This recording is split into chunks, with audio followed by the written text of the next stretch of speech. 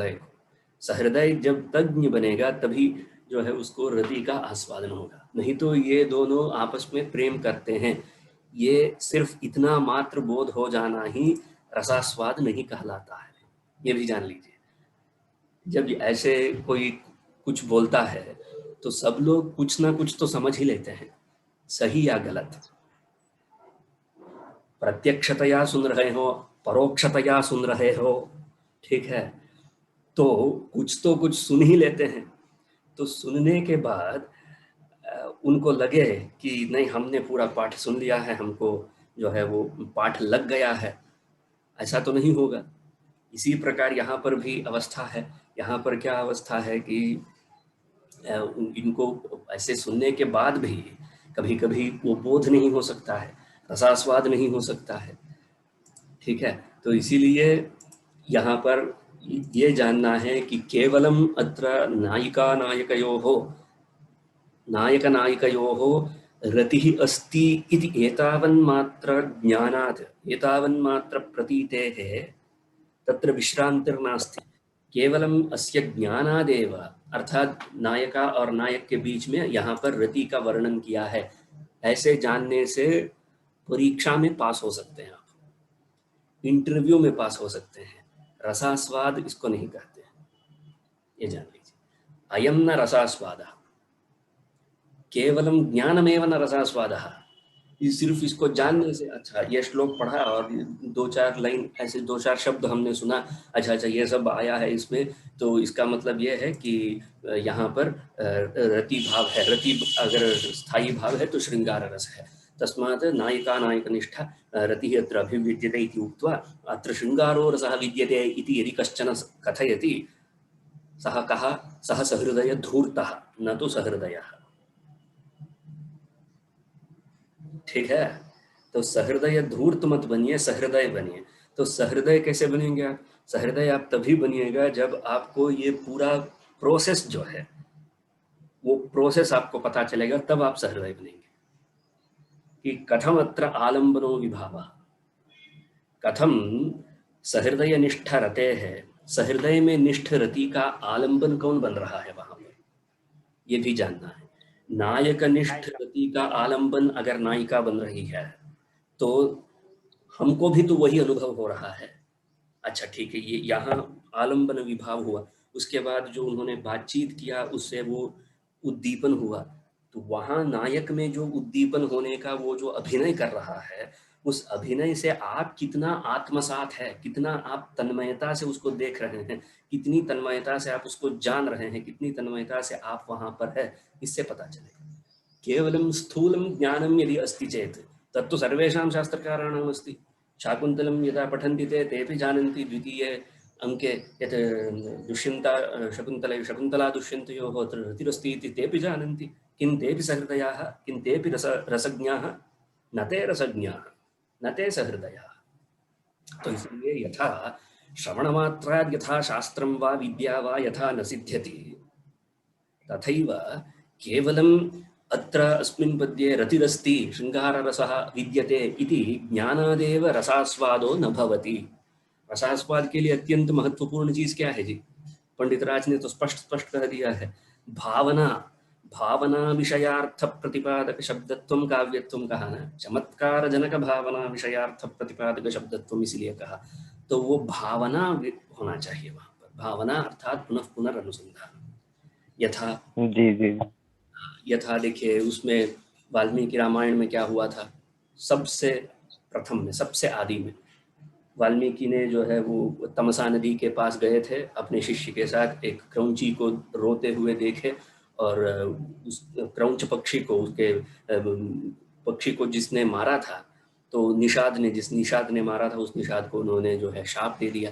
और शाप देने के बाद क्या किया उन्होंने, वो जो मानिषाद प्रतिष्ठान तो मगम शाश्वती समाहायत क्रौंच मिथुनादेकम अवधेः काममोहितम श्लोकबद्धः पादबद्धः पादैः बद्धः अभूत् खलु अयम, तस्मिन् तमेव श्लोकम, उसी श्लोक को वो क्या करते रहे, बार बार अनुसंधान करते रहे, तब न जाकर शोक श्लोकत्वम आगतः इति हुआ।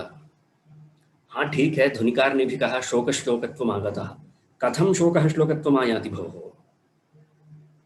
देखिए ये जान लीजिए, यदि शोकः श्लोकत्वम् आगन्तुं शक्नोति चेत् श्लोकोऽपि शोकत्वं प्राप्तुं शक्यते खलु। शोकं यावत् श्लोकोऽपि आपको प्रापण कर सकता है, प्रापयितुं शक्यते।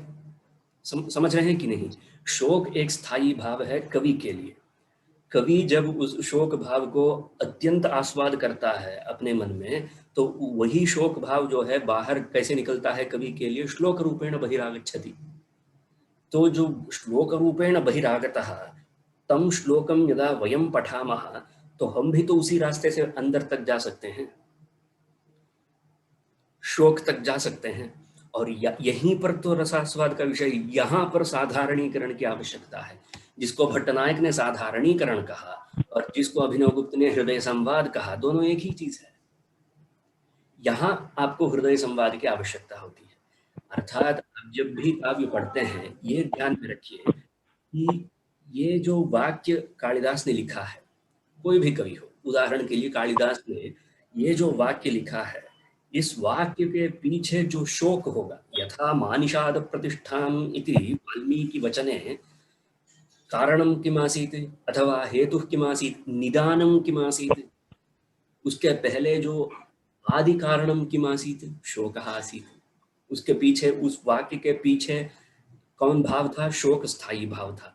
तो वही शोक मानिषाद प्रतिष्ठान के श्लोक के रूप में आ गया था। तो इसी प्रकार जब भी आप काव्य को पढ़ेंगे, कवि के वाणी को पढ़ेंगे, तो आपको क्या जानने की कोशिश करनी चाहिए कि कवे है को भावः अत्र, कवि का क्या भाव है यहाँ पर। स्थायी भाव, कौन सा स्थायी भाव यहाँ चल रहा है, किस स्थायी भाव को वो दृढ़तया अपने मन में रखते हुए इस वाणी को, इस वाक्य को उन्होंने यहाँ प्रतिपादन किया है। और जब आप इसको समझने में क्या होता है जी, एक प्रोसेस चाहिए होता है, ठीक है। इसमें बुद्धिमानी नहीं चलती है। हाँ ठीक है, शय्योपांत निरंतरे में शय्या शब्द आया है, मनोहारिणी मनोहारिणी शब्द आया है, ठीक है। प्रियतमे इति प्रियतम शब्द आया है। मैं बताता हूँ कैसे लोग सहृदय बनते हैं। प्रियतम शब्द आ गया, मुग्धाक्षी शब्द आ गया, मनोहारिणी शब्द आ गया, वीटिका शब्द आ गया है, शय्या शब्द आ गया है, ठीक है, नेत्रोत्सवानंद शब्द आ गया है। हाँ ठीक है, बस इतना आ गया है ना, तो इसका मतलब है कि ये श्रृंगार रस है जी। ये होते हैं सहृदय आजकल के। इसको सहृदयत्व नहीं कहते हैं जी, ये सहृदयत्व नहीं है, ये बुद्धिमानी है। ये थोड़े दिन रहेगा, उसके बाद चला जाएगा ये, ठीक है। तो इस प्रकार के सहृदय कोटि में आप लोग प्रविष्ट मत होइए। आपको उस प्रकार के सहृदय बनना है जो इस श्लोक के पीछे स्थित कवे है स्थायी भावम ज्ञातुम शक्नोति। आप इस प्रकार के सामर्थ्य को आप में लाने की कोशिश करिए। तो कवि के हृदय में, कवि हृदय निष्ठ स्थायी भाव ज्ञानाय किम आवश्यकं भवति?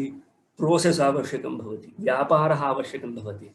स एव व्यापारः अत्र अस्मिन् साहित्यशास्त्रे प्रतिपाद्यते। बस इसी व्यापार को समझाने की कोशिश कर रहे हैं, प्रथम उल्लास से लेकर दशम उल्लास तक। भैया इसको थोड़ा ऐसे जान लीजिए, दोष कैसा होता है ये जान लीजिए, शब्दार्थ का स्वरूप क्या है ये जान लीजिए, थोड़ा अलंकार कैसे होता है ये जान लीजिए, गुणों को जान लीजिए, व्यंग्यार्थ को ठीक से जान लीजिए, रस को ठीक से जान लीजिए। ये सब जानने के बाद क्या होगा, जब आपके पास एक नवीनतम श्लोक आएगा, पहली बार जब आप एक श्लोक, अथवा ठीक है शाकुंतल का ही श्लोक जब आप पढ़ेंगे, तो आप ये सब, इस सब ज्ञान के वजह से, इन सब की जानकारी के वजह से आपका दिमाग कैसे दौड़ेगा, कैसे किस तरफ भागेगा, आपके दिमाग उस तरफ भागेगा कि अत्र को विभावः, कः अनुभावः, के संचारी भावाः। तो अगर आप विभाव, अनुभाव और संचारी भाव को पकड़ सकते हैं किसी एक श्लोक में, तो उसके पीछे रहने वाला जो स्थायी भाव है, उस स्थायी भाव तक भी तो आप पहुंच सकते हैं थोड़ा कोशिश करने पर। जब आप स्थायी भाव तक पहुंच जाइएगा, तब आपको धीरे धीरे धीरे धीरे जो है रियलाइजेशन होगा। धीरे धीरे आपको लगेगा कि अरे ये ऐसा स्थायी भाव तो मेरे में भी है। तो तब न जाके साधारणीकरण होगा, तब न जाके हृदय संवाद होगा। ऐसे जब हृदय संवाद होगा, तब हृदय संवाद महिम्ना रसः आस्वाद्यते। अर्थात आपके हृदय में वासना रूपेण स्थितः स्थायी भावः जागरितो भवति। और जब वो जागृत होता है तब वो रसास्वादन कहलाता है। तो इस प्रकार से जब होगा तब उसको सहृदय माना जाएगा। ठीक, तो अभिनवगुप्त कहते हैं ना, सहृदय का लक्षण कहते हैं, तन्मयी भवन योग्यता कहा उन्होंने। कहा कि नहीं कहा जी? तन्मयी भवन योग्यता, अभिनवगुप्त के मत में सहृदयत्वम अर्थात तन्मयी भवन योग्यत्वम। वो तन्मयी, मनोमुकुर दर्पणे तन्मय भवन योग्यता। हाँ है ना, वो अगर वो तन्मयता नहीं आ रही है तो तब तो